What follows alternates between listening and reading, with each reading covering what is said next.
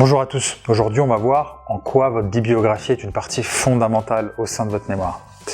Donc la bibliographie, bon, c'est la dernière partie après la conclusion, avant les annexes, au sein de votre mémoire. C'est une partie qui est fondamentale pour plusieurs raisons. Donc la toute première, c'est qu'elle va lister toutes vos sources. Forcément, par définition, la bibliographie, c'est la liste des ouvrages, des sources que vous avez utilisées pour rédiger votre mémoire.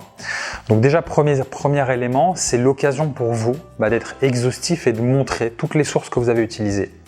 Et j'insiste sur le niveau d'exhaustivité. Pourquoi? Parce que si vous ne citez pas toutes les sources que vous avez utilisées, on peut vous reprocher un plagiat. Un plagiat pas uniquement du fait d'avoir copié-collé, mais simplement de vous être inspiré. Ça fait partie des critères qui définissent le plagiat. Et si vous vous êtes inspiré d'un travail et que vous ne l'avez pas cité, on peut vous reprocher le plagiat. Si vous tombez sur quelqu'un de méticuleux, il va vous reprocher le plagiat et ça peut aller très loin. Je ne vais pas vous dire jusqu'à où parce que c'est pas l'objet de cette vidéo, mais en général, ça ne rigole pas au niveau du plagiat. Donc attention à être très exhaustif au niveau des sources que vous avez utilisées.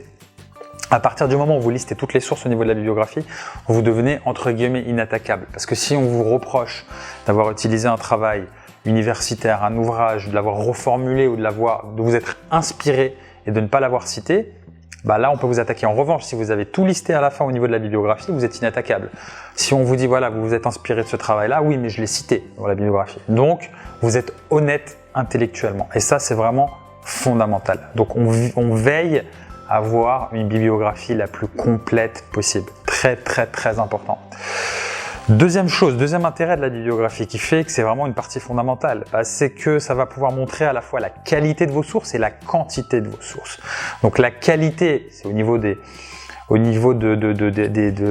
sources que vous avez utilisées, donc le caractère académique des sources. Est-ce que c'était des articles scientifiques, des articles de recherche, des livres que vous avez utilisés qui sont des sources considérées comme qualitatives, de premier choix, parce que ce sont des sources académiques, ou est-ce que vous vous êtes basé davantage sur des sites internet sans trop de valeur?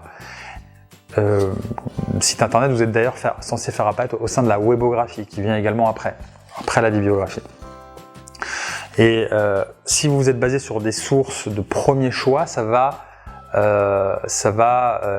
apporter de la valeur, ça va valoriser votre mémoire puisque le jury voit tout de suite que vous êtes appuyé sur des sources de premier choix, de première qualité.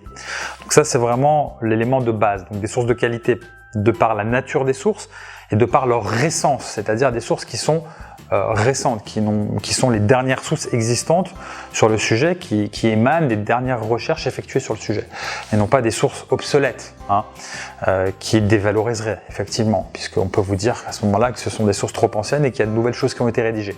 Donc qualité des sources de par la nature des auteurs et des documents qui ont été utilisés et de par le niveau de récence des sources qui ont été utilisées.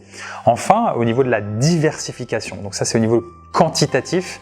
Donc si effectivement vous citez 5 sources, on va se dire il y a un problème de diversification des sources. Vous n'avez pas fait apparaître assez d'écoles, vous n'avez pas fait apparaître assez de documents, assez d'auteurs qui ne sont pas assez confrontés.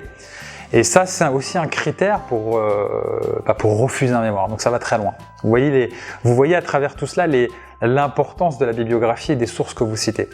Donc la bibliographie elle doit être qualitative de par les sources que vous utilisez et suffisamment quantitative de par leur nombre. Je vous donne un exemple. Sur un niveau Master 2, on attend minimum 30 sources académiques. Point barre. Donc si effectivement au niveau de la bibliographie, on n'a pas beaucoup de sources, si on en a 5, 10, ça va poser problème. Et ça va poser problème parce qu'on va se dire que votre travail ne prend pas assez en compte les différentes informations qui sont accessibles sur le sujet. Vous n'avez pas assez fait de recherche, vous avez été trop superficiel. Ça, c'est le problème si on n'a pas assez de sources. Si en revanche, on a vraiment un document qui est riche de par les sources qu'on a utilisées et on va clairement voir apparaître au niveau de la bibliographie que vous avez utilisé 20, 30, 40 sources académiques, là on se dit voilà, il a fait beaucoup de recherches, il s'est documenté, il a passé du temps, il a fait un vrai travail de fond, un vrai travail de recherche sur le sujet. Et ça va valoriser votre mémoire.